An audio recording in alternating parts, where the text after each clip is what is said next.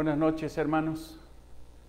Qué bendición que estemos de nuevo enlazados para poder tener esta serie de predicaciones que, como les decía el día de ayer, debemos de considerar la Semana Santa como un memorial, más que un tiempo de descanso, que les decía que no es malo, más que un tiempo de esparcimiento, de incluso salir. Más que eso, hermanos, es un tiempo de reflexión que nos permite el Señor. Reflexionaba yo en la mañana cuando estudiaba esto que pues sabemos que ese día del nacimiento del Señor no lo conocemos, no hay una fecha, mas sin embargo la fecha de la muerte de nuestro Señor, esa semana de la Pasión, sí sabemos perfectamente en qué temporada fue, en qué fechas fue, y eso es un indicio claro de que el Señor quiere que recordemos eso. Si así como no tenemos la fecha del día del nacimiento del Señor, lo celebramos y recordamos el nacimiento de nuestro Salvador, cuánto más tenemos que recordar la muerte de nuestro Señor, pero no solamente la muerte, sino la resurrección. Y todas estas enseñanzas que vamos a tener a partir del día de ayer, pues deben de servir para que nosotros podamos reflexionar, tanto en lo personal, nuestra vida espiritual, como en lo colectivo, la vida de palabra abundante. Eso es bien importante, hermanos. Entonces les pido que oremos para poner en manos del Señor esta predicación y podamos recibir la palabra para poder reflexionar después de este mensaje un tiempo. Yo te pediría que después del mensaje tomaras un tiempo individual para reflexionar acerca de la enseñanza del día de hoy. Amado Señor, te damos gracias por tu infinita misericordia. Gracias, Señor, por tenernos con bien. Y te queremos pedir, Señor, que hables a nuestros corazones para que podamos, Señor, reflexionar en este día lunes, Señor, tan especial para nosotros. En este día, Señor, donde tú enseñaste a tus discípulos grandes verdades espirituales, Señor. Gracias porque esas verdades espirituales, Señor, no se quedaron en aquel tiempo hace 2000 años, sino hoy las tenemos a través de tu palabra, Señor, para poderlas tener, para poderlas disfrutar, pero sobre todo para poder reflexionar acerca de nuestra vida espiritual. Gracias, Señor, por la vida de cada uno de mis hermanos. Gracias por la vida de tu iglesia. En el nombre de Cristo. Amén. Bien, hermanos, les pido que abran la palabra en Marcos 11:12. Marcos 11:12. Y si apuntas, el nombre del mensaje es La ira santa de Jesús contra una vida sin fruto espiritual. La ira santa de Jesús contra una vida sin fruto espiritual. Marcos 11:12. Vamos a leer. Al día siguiente, cuando salieron de Betania, tuvo hambre, y y viendo de lejos una higuera que tenía hojas, fue a ver si tal vez hallaba en ella algo. Pero cuando llegó a ella, nada halló, sino hojas, pues no era tiempo de higos. Entonces Jesús dijo a la higuera: nunca jamás coma nadie fruto de ti. Y lo oyeron sus discípulos.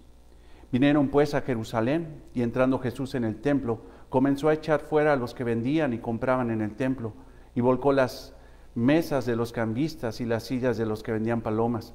Y no consentía que nadie atravesase el templo llevando utensilio alguno. Y les enseñaba diciendo: ¿no está escrito, mi casa será llamada casa de oración para todas las naciones? Mas vosotros la habéis hecho cueva de ladrones. Y lo oyeron los escribas y los principales sacerdotes, y buscaban cómo matarle, porque le tenían miedo, por cuanto todo el pueblo estaba admirado de su doctrina. Pero al llegar la noche, Jesús salió de la ciudad. Amén.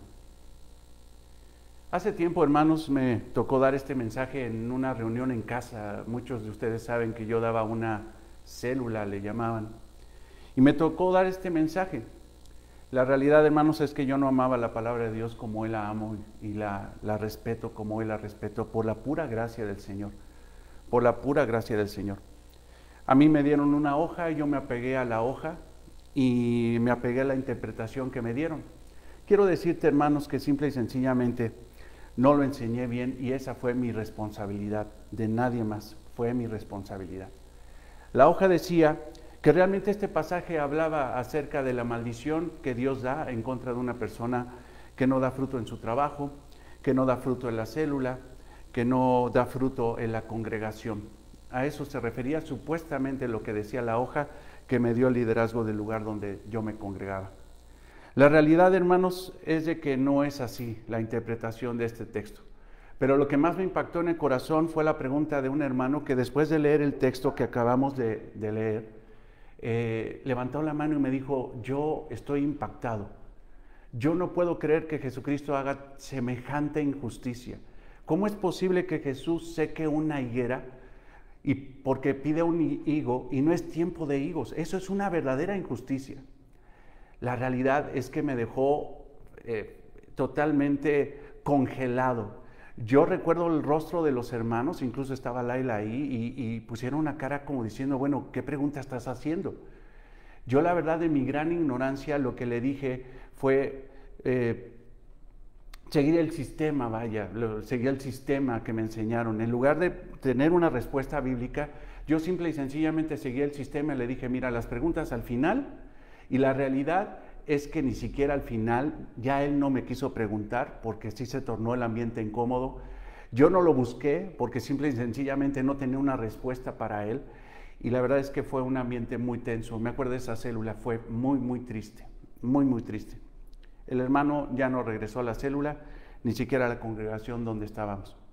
Realmente, hermano, cuando uno lee un pasaje así, sí deja uno impresionado, e incluso puede haber cierta incomodidad, porque dice: bueno, ¿cómo es posible que se cometa tal injusticia, y una aparente injusticia, y más de parte del Hijo de Dios, del Dios encarnado, del Dios hecho carne? ¿Cómo es posible que se haga esta injusticia en este pasaje de la higuera maldecida? La verdad, hermanos, es de que estamos delante de uno de los textos más controversiales probablemente de todos los evangelios.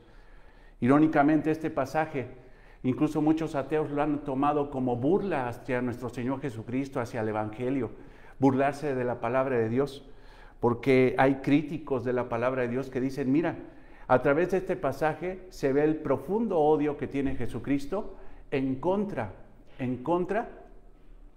de las higueras. Hazme el favor. O hay otro escritor ateo que la trae con Jesús, pero de una forma fuerte, o la traía porque ella murió, y decía: mira, realmente este pasaje es tan injusto y muestra la injusticia de Jesús. Es tan injusto como un hombre que patea a un perro por el hecho de que no puede hablar inglés. ¿Realmente, hermanos, estamos delante de una injusticia? ¿Realmente estamos delante de un capricho del Señor Jesucristo porque quiso desayunar y no tuvo un higo para desayunar y maldice a la higuera? No, hermanos, no estamos delante de un capricho. Estamos delante de la justicia divina de nuestro Señor Jesucristo. Esto que acabamos de leer es la justicia santa del Señor. Es la ira santa del Señor en contra de la religiosidad de Israel. Hermanos, me adelanto, pero siempre Israel fue representado por una higuera. En el Antiguo Testamento, cuando se habla de una higuera, hermano, cuando tú veas higuera, la palabra higuera, cuando veas que supuestamente es un árbol, no, es una analogía de Israel. Israel, hermanos, había caído en una religiosidad horrible. Simple y sencillamente eran actos externos de religión, actos externos de adoración, pero la realidad interior de Israel había cambiado absolutamente. En los tiempos del Antiguo Testamento, hermanos, Dios amó a Israel. Dios bendijo a Israel entre todas las naciones. Dios bendijo a Israel para que fuera ese pueblo que representara la santidad del Altísimo en medio de las naciones. Dios llamó a Israel a ser santo como Dios es santo. Se le confió la palabra, se le confió el culto levítico, se le confió la oración, el mantenimiento del templo, todo lo santo del Señor en esta tierra. Dios lo confió a Israel. Mas sin embargo ellos, hermanos, a través del tiempo, cambiaron la sincera adoración al Señor por una religión, hermanos, totalmente egoísta. Habían hecho de las cosas del Señor, del templo de oración del Señor, un simple mercado, un lugar donde no se adoraba a Jehová, no se buscaba a Dios en arrepentimiento y fe. Simple y sencillamente habían tomado el templo para hacerlo una cueva de ladrones. Hermanos, la higuera estéril, La higuera maldecida es la religiosidad de Israel. Por eso, hermanos, a través de la maldición de la higuera estéril, el Señor nos muestra cómo odia una vida sin fruto espiritual. Escucha esto. A través de la maldición de la higuera estéril, el Señor nos muestra cómo odia una vida sin fruto espiritual. Esto lo veremos, hermanos, en 12 encabezados. El primero, la cruda parábola, versículo 12 al 14. El segundo encabezado es la cruda realidad, del 15 al 19. Recordemos un poquito lo que hablamos el día de ayer. El Señor entra a Jerusalén en una entrada triunfal, supuestamente. Que habíamos dicho, hermanos, que definitivamente no era la entrada triunfal. La entrada triunfal la va a tener nuestro Señor Jesucristo, porque lo dice Apocalipsis 19, cuando Él regrese en su segunda venida para totalmente establecer el reino justo del Señor. Pero aquí entra a Jerusalén. Él venía cumpliendo un programa profético. Él venía cumpliendo lo que decía la palabra de Dios acerca de su entrada, acerca de Él en el Antiguo Testamento. Él iba paso a paso hacia la cruz. Esa era la realidad y sabía que tenía que llegar a Jerusalén, al lugar de paz, a la ciudad de paz, para que ahí fuera muerto, pero resucitara al tercer día. Él tenía un corazón totalmente decisivo para ir a la cruz. Pero cuando entra a la ciudad, hermanos, se da cuenta de realidades espirituales. Te decía ayer, porque lo vimos en Lucas 19:41, que cuando el Señor entró a Jerusalén y se iba acercando a la ciudad, lloró por la ciudad. Lloró porque simple y sencillamente esa ciudad estaba lejos de Él. Habían negado a su Mesías, habían negado realmente la redención y la salvación que Dios extendía a través de nuestro Señor Jesucristo. La miseria espiritual en ese lugar que parecía tan fastuoso en religión, que parecía que adoraba a Jehová sobre todas las naciones, realmente era pura apariencia. Más de 2 millones de personas estaban congregadas allí en Jerusalén. Había un activismo religioso impresionante, pero el Señor Jesucristo no vio la apariencia de ellos, sino que realmente vio la realidad de ellos, vio sus corazones que se habían desviado ya del Señor. La evidencia más fuerte de desviarse de Dios es negar a Jesucristo. Y ellos estaban totalmente desviados, porque quien niega a nuestro Señor Jesucristo está negando a Dios mismo. Él lloró por esa ciudad. Pero al llegar la tarde de ese domingo, de esa entrada a Jerusalén, fue al templo, a revisar las condiciones del templo. Porque como te decía el día de ayer, y estoy haciendo una rebobinadita del día de ayer, hermanos, la palabra de Dios en Oseas dice que tal es el sacerdote, tal es el pueblo. Y si el pueblo está para llorar, el liderazgo está para llorar. Y el Señor confirmó eso cuando entró al templo. Entró al templo. Ahora, algo, hermanos, importante que quiero decirte. El Señor, cuando llegó a Jerusalén y entró al templo, inspeccionó todo. Pero principalmente, cuando dice la palabra templo, no se refiere al naos, al lugar santísimo. Ahí estaba la presencia de Dios puro, del Señor verdadero.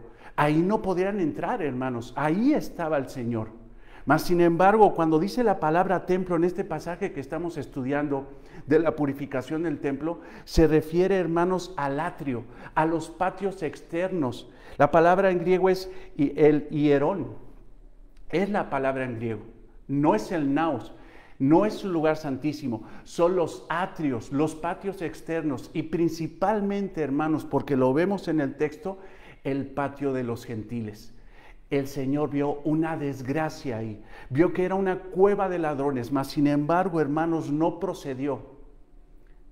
Se quedó callado, inspeccionó el lugar, se dio la vuelta, porque dice nuestro texto que ya anochecía en el versículo 11, y él se regresó a Betania con los 12, en el versículo 11. El Señor fue sabio, hermanos, no era el momento de morir.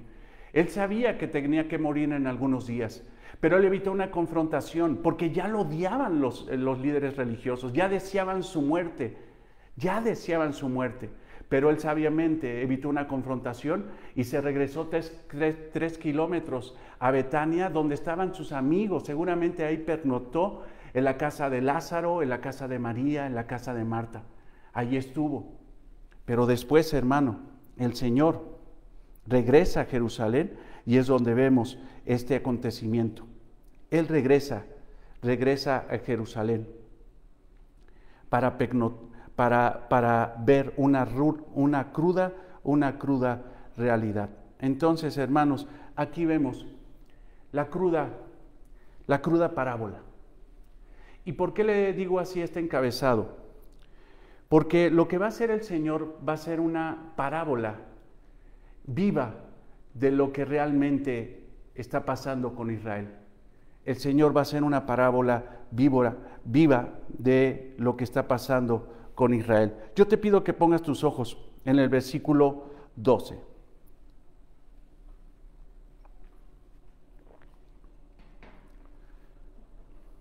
Al siguiente día, cuando salieron de Betania, tuvo hambre. O sea, el Señor sale muy temprano. Era el lunes en la mañana, alrededor de las 6 de la mañana, que era el tiempo que iniciaba el jornal. El jornal de los judíos iniciaba a las 6 de la mañana. Y a las 6 de la mañana, siendo incluso muy de mañana, porque incluso nos lo dice el Evangelio de Mateo en el versículo 21-18, en ese pasaje paralelo, que era muy de mañana, más o menos como a las 6 de la mañana, el Señor emprende el viaje de regreso de Betania, donde se quedó a dormir con los 12, y regresa 3 kilómetros a Jerusalén. Pero en el camino, hermanos, dice el versículo 13, viendo de lejos una higuera que tenía hojas, fue a ver si tal vez hallaba en ella algo, pero cuando llegó a ella, nada halló sino hojas, pues no era tiempo de higos. Por una extraña razón, hermanos, esta higuera tenía muchas hojas, pero ningún fruto, ningún higo. No tenía ni siquiera una pequeña fruta que se daba en aquel tiempo. No tenía absolutamente nada. Esta planta estaba enferma. Esta planta aparentaba estar muy sana por fuera, pero por dentro estaba seca. Algo estaba mal en su interior, algo estaba mal. Tenía tantas hojas, hermanos, que ve el texto, el versículo 13, le llamó la atención al Señor en medio de tantas higueras, esta era especial. Tenía muchas hojas. Tenía, por esa situación de tener muchas hojas, la responsabilidad de dar fruto. Mas, sin embargo, ve el texto. Y viendo de lejos una higuera que tenía hojas, fue a ver si tal vez hallaba en ella algo. Pero cuando llegó a ella, no halló sino hojas, pues no era tiempo de higos. Ahora, lo que debemos entender, hermanos, en el contexto histórico de este pasaje, es que las higueras, hermanos, dan fruto 2 veces al año. En Palestina las higueras, hermanos, de aquella región, dan fruto 2 veces al año. Y el primer fruto lo dan en la temporada de primavera. A finales de marzo, al principio de abril, esas higueras tienen muchas hojas, pero también tienen unas pequeñas brevas. No son higos, pero son unos frutos pequeñitos, muy dulces, donde se puede incluso arrancar bastantes y hacerse un desayuno. El Señor Jesucristo entonces lo que vio fue una higuera que tendría que tener, como tenía muchas hojas, entonces forzosamente debería tener muchos frutos porque era el tiempo del primer fruto. El segundo fruto eran los higos, tal cual, y esos se daban en otoño. El Señor, hermano, no está cometiendo una injusticia. Simple y sencillamente sabía perfectamente bien, y cualquier judío de aquel tiempo podía entender perfectamente bien que era temporada del primer fruto. Mas, sin embargo, hermanos, no tenía absolutamente ningún fruto. No tenía ninguno. Esa higuera estaba enferma. Para los judíos, hermanos, una higuera con muchos frutos representaba la bendición de Jehová. Una higuera sin fruto representaba el juicio y la maldición de Jehová. Y si nosotros entonces vamos al Antiguo Testamento y relacionamos lo que es una higuera con la realidad de que esa higuera es el símbolo de Israel, entonces lo que está haciendo el Señor Jesucristo es algo totalmente normal, es algo totalmente justo. Él esperaba obtener un fruto de esa higuera, pero simple y sencillamente no encontró nada en ella, aunque era temporada de brevas, era temporada de frutos pequeños. Isaías 28:4 es un pasaje que podrías tú checar y que realmente te podría dar luz acerca de esta realidad. Entonces ve el versículo 14.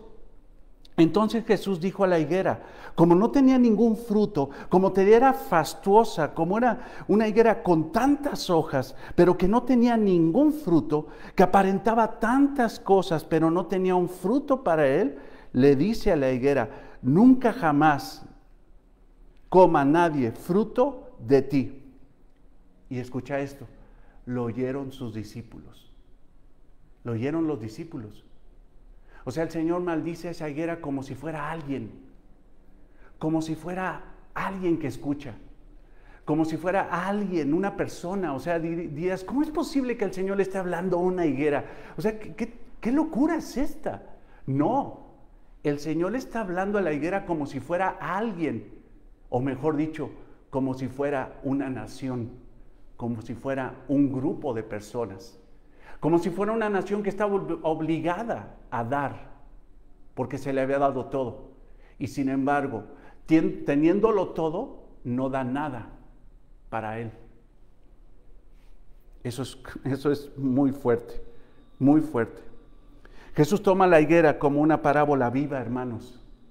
Mira, en los tiempos del Antiguo Testamento, los profetas utilizaban árboles para hablar, o aves, o utilizaban la naturaleza, los montes, para hablar de realidades espirituales. Entonces, hermanos, el Señor Jesucristo no está haciendo nada nuevo.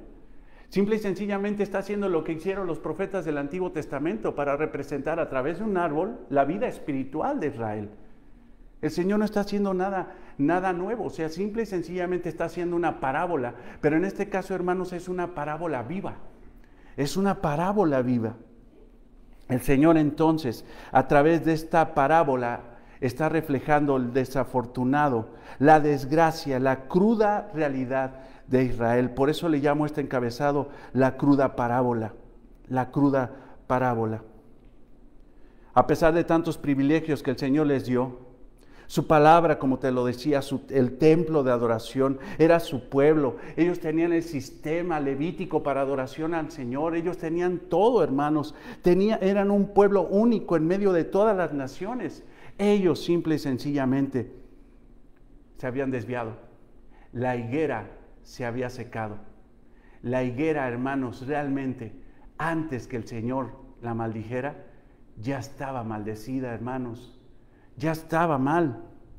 Si tú ves Oseas 9:10, por ejemplo, si me acompañas al texto, te doy tiempo para que lo veas porque es importante. Oseas 9:10. Como uvas en el desierto hallé a Israel. Escucha esto.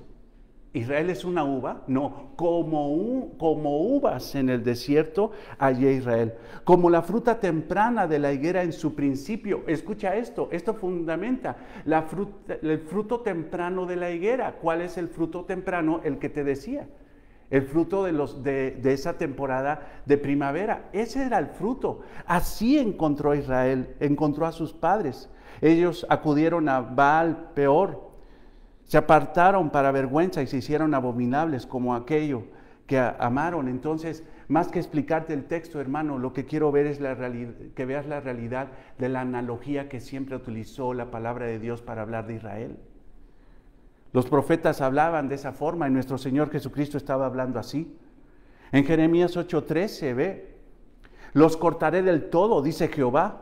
No quedará uva en la vid, ni higos en la higuera. Hermanos, Dios ya había maldecido, o sea, ya estaba Él tan molesto con el pueblo que ya les había dicho, no habrá fruto en ustedes. Se han desviado. ¿Cuántas veces, hermano, el pueblo de Dios se desvió? Dicho sea de paso, hermanos, de repente decimos, ay, esos judíos qué tremendos eran. No, hermanos, nosotros, aunque seamos iglesia, aunque no seamos los judíos, el pueblo judío, nosotros somos iglesia y somos igual, hermanos. Somos igual. Jesús utilizó esto mismo, hermanos.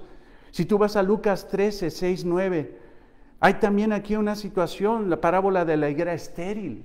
Y el Señor Jesucristo simple y sencillamente hizo lo mismo que hizo Dios en el Antiguo Testamento. a través de los profetas. Habló de la misma forma. Ve Lucas 13, 6, 9. Dijo también esta parábola. Tenía un hombre una higuera plantada en su viña y vino a buscar fruto en ella y no la halló. Y dijo al viñador, he aquí, hace 3 años. ¿Cuánto tiempo estuvo el Señor Jesucristo ministrando en Palestina, sirviendo a Palestina, a los judíos, hermano, a su pueblo? 3 años de ministerio, bendiciéndolos con la palabra, enseñándoles las realidades del reino, sanándolos, haciendo milagros, sanidades para que creyeran en el Mesías, para que creyeran en el mensajero de Dios. 3 años y no hubo fruto de ellos, no hubo fruto de arrepentimiento en ellos. Dice el texto en el versículo 7, dijo al viñador, he aquí, hace 3 años que vengo a buscar fruto en esta higuera y no la hallo. Córtala, ¿para qué inutilizar también la tierra? Entonces respondiendo le dijo, Señor, déjala todavía este año. Fíjate la misericordia del Señor. Déjala todavía, dale oportunidad, sigue trabajando en ella. Déjala todavía 1 año hasta que yo cabe alrededor de ella y la abone. Déjame ministrarles más. Y si diere fruto, bien. Y si no, esta es la sentencia. Córtala. Para el pueblo judío, te lo vuelvo a decir, una higuera llena de frutos era símbolo de la bendición de Dios. Para el pueblo judío, una higuera sin fruto era el símbolo de la maldición de Dios. El pueblo, hermanos, ya estaba muy mal. Y cuando entra el Señor Jesucristo a Jerusalén y ve al pueblo y ve al sacerdocio, a los líderes, hermanos, todo tiene un límite. Y llegaron al límite del Señor. Todo tiene un límite. Hasta la gracia del Señor tiene un límite. No era común que el Señor hiciera esto. Hermanos, siempre que el Señor utilizó su poder era para regenerar, para dar vida, para dar de comer, para liberar, para sanar. Hermanos, es la segunda ocasión que el Señor utiliza su poder para maldecir. El primero, hermano, fue cuando ese endemoniado gadareno, que fue una bendición, fue liberado, pero después esos demonios entraron en esos hatos de cerdos, en esos seres vivos y se mataron, fueron despeñados, hermanos. Ahí el Señor utilizó su poder para matar. Y aquí es la segunda vez que el Señor utiliza su poder para matar, para secar. Porque todo tiene un límite. Todo tiene un límite. Pero el Señor vino a salvar, no a destruir. Por eso dice el pasaje, déjame todavía trabajar con ella, déjame todavía trabajar con ellos, déjame todavía ministrarles, todavía servirles. Pero va a llegar un momento, si no dan fruto, habría que cortar. Y el momento había llegado. El límite de la paciencia del Señor, que es grande, hermanos, en misericordia. Tardo para la ira, pronto para la misericordia, el Señor llegó al límite. Pero déjame decirte esto, ve el texto. Bueno, regresa allí a nuestro pasaje en Marcos 11. Lo escucharon los discípulos. ¿Por qué el Señor permitió que escuchara a los discípulos? Lo permitió, hermanos, para que ellos se dieran cuenta de algo que no tenían que hacer. Ellos tendrían que llevar, hermanos, el evangelio. Ellos tenían que ahora pastorear al nuevo pueblo del Señor. Si los judíos habían fallado, la iglesia no tenía que fallar. Y por eso los discípulos del Señor, que serían los que llevarían la iglesia de Él, tenían que escuchar eso. No permitan que mi iglesia haga eso. Hermanos, y si los discípulos lo escucharon, nosotros también somos discípulos del Señor. El Señor tiene un límite. Y si algo odia al Señor, es la vida religiosa, una vida que aparenta mucha adoración, pero que por dentro está mal. Hermanos, encontramos muchos pasajes así. El Señor Jesucristo se expresó acerca de la realidad del liderazgo de Israel como un sepulcro blanqueado. Por fuera muy fastuosos, por fuera muy blancos. Y ve la analogía, la higuera, muchas hojas, pero por dentro no hay fruto espiritual, están mal. Ese sepulcro blanqueado por dentro sigue estando muerto espiritualmente. Eso, hermanos, es lo que Dios odia y tiene un límite. Más adelante, hermanos, en la crónica de Lucas que estamos estudiando, bueno, en otro pasaje paralelo aquí en Lucas, nos daremos cuenta de esto. Y pasando por la mañana, en ese mismo lugar, esto estamos hablando ya el martes, vieron los discípulos que la higuera se había secado de raíz. Todo tiene un límite. Entonces, hermanos, Jesús está mostrando su odio porque está simple y sencillamente frustrado porque una higuera no le dio de desayunar. ¿Será el Señor Jesucristo como aquel niño que está pidiendo en el desayuno frutilupis y le dan papaya y se enoja y empieza a hacer su berrinche? No, hermanos, nuestro Señor no es pecador. Nuestro Señor es totalmente justo.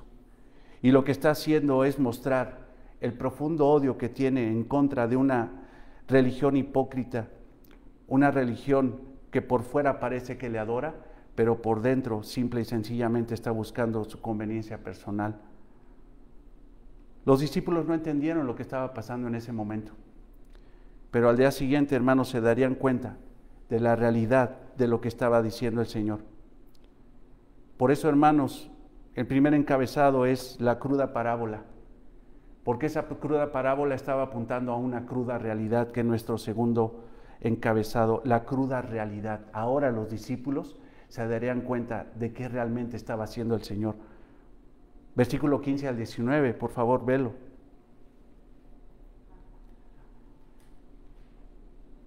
...15 a 19, Marcos 11. La cruda realidad. Ahora Jesús regresaría junto con sus discípulos a Jerusalén para ir directamente al templo. O sea, el Señor sale de Betania, toma rumbo en la mañana, maldice a la higuera, que es el reflejo de lo que va a pasar más adelante, y llega directamente al templo, hermanos. Entra a Jerusalén, ya había inspeccionado el domingo en la noche, en la tarde, antes de que anocheciera. Ya había visto la realidad, pero ahora entra directamente, hermanos, al templo y lo purifica. Ve el versículo 15. Vinieron pues a Jerusalén y entrando Jesús en el templo, comenzó a echar fuera a los que vendían y compraban en el templo. Te lo vuelvo a decir, no es el naos, no es el lugar santísimo, son los atrios. Y por lo que vemos en el texto, interpretamos perfectamente bien que es el atrio de los gentiles, el lugar donde se juntaban los no judíos a adorar al Dios de los judíos. Hermanos, no solamente los judíos creían en Jehová. La fama de ese Dios único y verdadero se había propagado. De alguna u otra forma, Dios estaba justificando a muchos y estaba llamando a la fe, aunque no fueran creyentes. Y había un patio específico para ellos, el atrio de los gentiles. Esa es la parte del templo que Jesús vio y que se le revolvieron las entrañas de ver la condición que tenía ese lugar. Si entrar a Jerusalén, hermanos, era ya un desafío, porque el Señor, hermano, ya era odiado por los escribas, por los fariseos, por los saduceos, por los sacerdotes, por todo el sistema religioso. Ya deseaban matarlo. Esto que hizo el Señor fue un tiro en la cabeza. Fue un tiro en la cabeza. Pero el Señor sabía que simple y sencillamente a Él no le quitan la vida, Él la entrega, hermanos. Él, hermanos, llegó ahí y lo que hizo, hermanos, fue espectacularmente escandaloso para muchos, pero para nosotros, hermanos, que tenemos la realidad ya del texto, la realidad de toda la Escritura, fue un acto de justicia puro. Hermanos, en ese atrio de los gentiles se tenían que hacer dos actividades principales que eran permitidas. Una era la oración de los gentiles a Jehová, el lugar donde los gentiles hacían sacrificio o ofrecían sacrificio. Dentro de ese patio, hermanos, era permitido el intercambio de moneda. Para que una persona gentil pudiera comprar un animalito para ofrendarlo a Jehová, tenía que pagar una cantidad por él. Pero simple y sencillamente, hermanos, no se permitía una moneda ajena a Jerusalén y tenían mesas de cambio, la mesa de los cambistas, para hacer esa operación monetaria, ese intercambio que no tiene nada de malo. Es como si uno fuera siendo mexicano a Estados Unidos y llevas pesos y llegando allá pues no vas a poder pagar nada con pesos pues entonces tienes que entrar a una casa de cambio para hacer ese movimiento. Incluso era permitido un impuesto adicional por el hecho de poder intercambiar ese dinero. Había un impuesto. Incluso para los gentiles se les pedía una contribución, un impuesto para poder mantener el templo, para seguir manteniendo el oro del templo, las losetas. O sea, mantener el templo se les pedía un impuesto. Era necesario que fuera con la moneda corriente que se utilizaba en Israel. No era malo, hermanos, porque muchos dicen, mira, estaban haciendo. No, es que no, pero simple y sencillamente ese movimiento de intercambio se prestaba a muchas cosas malas. Pero eso no era, hermanos, realmente lo más escandaloso. Lo que sí era totalmente escandaloso es lo que estaban haciendo en la mesa de las palomas. Ve en el versículo 15. Y vinieron pues a Jerusalén, y entrando Jesús en el templo, comenzó a echar fuera a los que vendían y compraban en el templo, y volcó las mesas de los cambistas, los que cambiaban el dinero, y las sillas de los que vendían las palomas. ¿Por qué hizo eso el Señor? Hermanos, se tenía que sacrificar un animalito al Señor, tenía que ser puro. Y comprar un cordero para poder sacrificarlo, comprar un animal de 4 patas era extremadamente caro. Extremadamente caro. Ese sacrificio solamente lo podía pagar una persona que tenía recursos económicos y tenía que escoger un animal conforme a lo que decía la ley de Dios en el Antiguo Testamento. Los pobres no podían comprar eso y lo que hacían eran comprar palomas. Pero lo que estaban haciendo esos hombres en las sillas donde se vendían palomas es de que estaban vendiendo las palomas a un precio exorbitante. Y tú dirás, bueno, qué desafortunado, eso está mal. Lo peor es esto, hermanos. En el camino incluso a Jerusalén ponían mesas, ahí se hacían incluso intercambio de dinero. Podían intercambiar el dinero, hermanos, a un precio de cambio bastante razonable. Pero si ya entraban al templo, tenían que hacer el intercambio de dinero en un monto, en un impuesto bastante elevado. Si compraban la paloma afuera, hermanos del templo, podrían comprar esa paloma, por decirlo así, para poderme darme a entender, en 5 pesos. Podían comprar la paloma en 5 pesos. Pero si compraban la paloma en los atrios de los gentiles, donde estaban los pobres, esas personas pobres, si compraban dentro del templo, esa paloma tendría que costar 150 pesos. Ese era el costo. Y tú dirás, bueno, pues lo compro allá afuera. ¿Pero qué crees? Creo que ya lo saben muchos. Llegaban con la paloma que compraban de 5 pesos afuera del templo y la presentaban delante de aquellos que inspeccionaban el animal para sacrificarlo, para darlo a sacrificio. Y decían, no, ¿qué crees? Esta paloma está mal, no te la puedo aceptar, no cumple con las características. ¿Pero por qué si está limpia? No puede ser, no puede ser. Compra otra, ya no tengo dinero. Pues la puedes comprar, pero cómprala acá adentro. Mira, te recomiendo porque esas sí pasan luego. ¿Pero cómo? Cuestan 150 pesos. Ahí ya tú sabes, haz un esfuerzo para el Señor. Comprar de 150 pesos. Y el negocio, hermanos, el negocio de esas mesas era de los sacerdotes. Era de los saduceos. Y los famosos saduceos, hermanos, lo hemos hablado, eran personas codiciosas. Ellos hablaban, hermanos, que la bendición de Dios se ve a través del dinero. Era gente que simple y sencillamente buscaba dinero. Entonces ve el abuso de 5 pesos a 150 pesos y si no compras la de 150 pesos, entonces no puedes dar sacrificio a Jehová. Eso, hermanos, a nuestro Señor Jesucristo fue lo que hizo que reventara en una ira santa en contra de todo eso. El Señor siempre tuvo consideración para los grupos vulnerables, para las viudas, para los huérfanos, para los desamparados, para los que no tenían comida, para los pobres. Él siempre tuvo consideración, y al ver cómo estaban abusando de ellos y poniendo obstáculo a la adoración de los gentiles hacia Jehová, el Señor Jesucristo comienza a purificar el templo y a empezar a sacar a todos esos ladrones de ahí. Eso fue, hermano, lo que puso al Señor al rojo vivo. Pero todavía ve lo que dice en el versículo 16.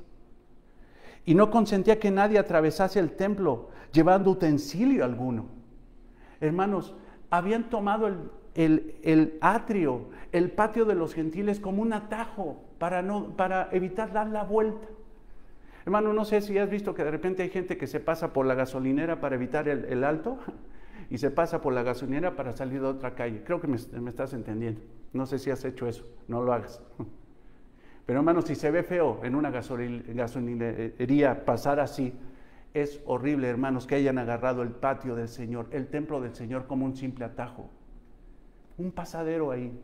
Y mientras que los gentiles querían adorar al Señor, mientras que los gentiles querían enfocarse en la adoración al Señor, todos los judíos estaban pasando, hermanos, con sus animales, con sus utensilios. No había forma, hermanos, de que ellos podían entregarse en adoración al Señor. Hermanos, Dios les llamó a los judíos a ser el pueblo que propagara el mensaje. Hermanos, la realidad es de que ellos tenían que haber llevado el evangelio, hermanos, y no nosotros. Ellos eran el pueblo de Dios, pero todo tiene un límite. Y ellos, hermanos, en lugar de procurar evangelizar a ellos, procurar que mostraran un buen testimonio para que vieran que el pueblo de Dios tiene una conducta santa y de respeto delante de Dios. Imagínate a los gentiles viendo ahí cómo el mismo pueblo de Dios tomaba el templo de adoración como un simple atajo. Qué desgracia, hermanos, es cuando nosotros queremos evangelizar a alguien, pero nuestro testimonio de vida es totalmente obstáculo. El mismo Señor Jesucristo incluso les hizo ver la cruda realidad de ellos. En los ayes de Mateo 23 les dijo: ustedes cruzan mar y tierra para ser un prosélito, para convertir a una persona al judaísmo, pero cuando lo hacen dos veces más hijo del infierno que ustedes. Hermanos, los judíos estaban dando un muy mal testimonio de la vida que debe tener la iglesia del Señor. Hermanos, Isaías 56, 6, 8. El Señor lo dijo.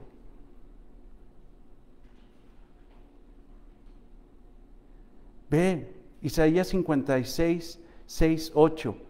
Y a los hijos de los extranjeros que sigan a Jehová para servirle y que amen el nombre de Jehová para ser sus siervos, a todos los que guarden el día de reposo para no profanarlo y abracen mi pacto, yo los llamaré a mi santo monte y los recrearé en mi casa de oración. Yo los recibo aunque no sean judíos, aunque sean extranjeros, aunque sean gentiles. Sus holocaustos y sus sacrificios serán aceptos sobre mi altar. No pongan obstáculo para que ellos hagan sacrificio, porque mi casa será llamada casa de oración. ¿Para quién?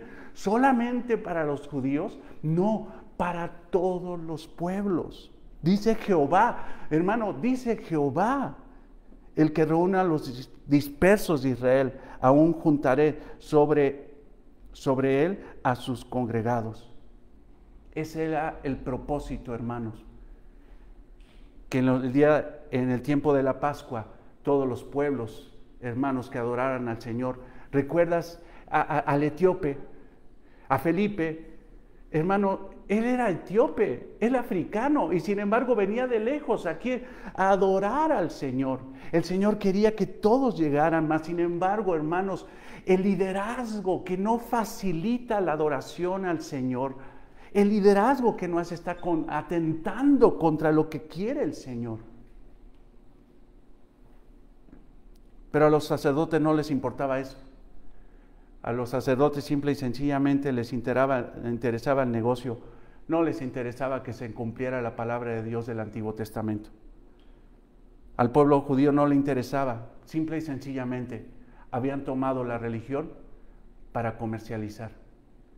Y eso, hermanos, eso es lo que enfurece al Señor. Eran un estorbo.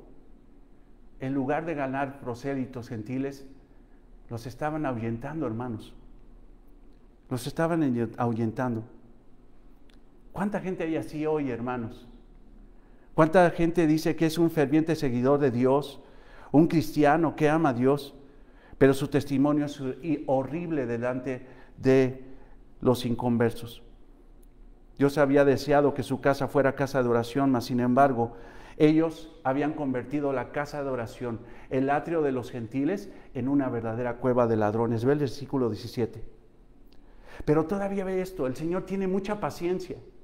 Yo siento, hermanos, que es algo muy relacionado con lo que dice el Señor, de que espera, todavía déjame labrar un poco, déjame trabajarlas un poco, déjame trabajar la higuera, déjame abrir un poco la tierra para que pueda reaccionar, para que viva. Y el Señor todavía les está enseñando ahí. Ve el versículo 17. Y les enseñaba diciendo, no está escrito, o sea, pero no está escrito es que no entienden, que no leyeron. Hermanos, no es que no lo hayan leído, es que se lo sabían de memoria. Se sabían de memoria el Antiguo Testamento. Irónicamente, el Señor les está diciendo, lo que leen nunca lo entendieron. Lo leyeron con simple y sencillamente su carnalidad, pero no buscaron la profundidad espiritual de la palabra. Y les enseñaba diciendo, no está escrito, mi casa será llamada casa de oración para todas las naciones. O sea, ¿no leyeron Isaías 56:6? ¿No leyeron que tenían que facilitar el culto a los gentiles? Hermanos, creo fielmente que el Señor dijo, ahí es donde nos tenemos que gozar, porque el Señor les está diciendo, ¿saben qué? Ustedes ya no. Ustedes los voy a secar. Y ahora vendrá el tiempo de ellos. Ahora la adoración será ellos. Ahora la iglesia que viene en un futuro, que yo edificaré y que yo gané con mi sangre. Y estos que son mis discípulos entienden que ahora esa iglesia, la iglesia cristiana, adorará al Dios único y verdadero. Reconocerá al Hijo de Dios. Ahora ellos orarán. Ahora ellos propagarán la palabra. Ustedes ya no. Hermanos, Dios ama a Israel, pero Israel está pausado. Llegará el tiempo donde el Señor venga por su pueblo. Pero hoy, hermanos, ve, desde ese momento que el Señor hizo a un lado a los judíos y dijo, gentiles, sigan adorando, sigan adorando. Yo no quiero obstáculo para que ustedes adoren. Nos está pasando la estafeta, hermanos. Qué privilegio y qué bendición para la iglesia cristiana. La iglesia que tiene que llevar, hermanos, la palabra de Dios a todas las naciones y que tenemos que hacer oración para Él. Tenemos que reconocer que necesitamos de Él todos los días. Reconocer eso, hermanos. Ahora, el Señor siempre ha querido que su casa sea casa de oración, casa de reposo para todas las naciones. En el Salmo 65:4 dice la palabra de Dios, bienaventurado el que tú escogiste y atrajiste a ti, para que habite en tus atrios, fíjate, para que habite en tus atrios, en tus patios. Seremos saciados del bien de tu casa, de tu santo templo. O sea, Dios quería saciar a su pueblo. Salmo 27:4 dice, una cosa he demandado a Jehová, esta buscaré, que esté yo en la casa de Jehová todos los días de mi vida, para contemplar su hermosura, la hermosura de Jehová, para inquirir en su templo. Contemplación era lo que tenían que hacer, adoración, alabanza, oración, contemplación. Pero con ese bullicio, con esos cambistas, no se podía ni orar, ni contemplar, ni hacer absolutamente nada. Por eso el Señor les enseñaba diciendo, mi casa será llamada casa de oración para todas las naciones, para todas. Mas vosotros, ¿qué hicieron? Una cueva de ladrones. Dicho sea de paso, hermanos, bueno, siempre digo así, pero ¿cuánto un pastor tiene que facilitar que el pueblo ore? ¿Cuánto un pastor, un liderazgo de una iglesia tiene que facilitar que el pueblo estudie la palabra? Eso me calcó, me pegó durísimo, hermanos. Por eso dije, aquí vacaciones y aquí estoy en Aguascalientes, hermano, con mi familia, gracias a Dios y gracias a Dios todos bien. Pero no es descanso, hermanos, porque yo tengo que facilitar la palabra. No tengo que ser obstáculo. Cuando un liderazgo pone obstáculo a lo que el pueblo tiene que ofrecer a Dios, ese liderazgo no sirve. Y Dios lo quita, Dios lo seca, Dios lo hace a un lado.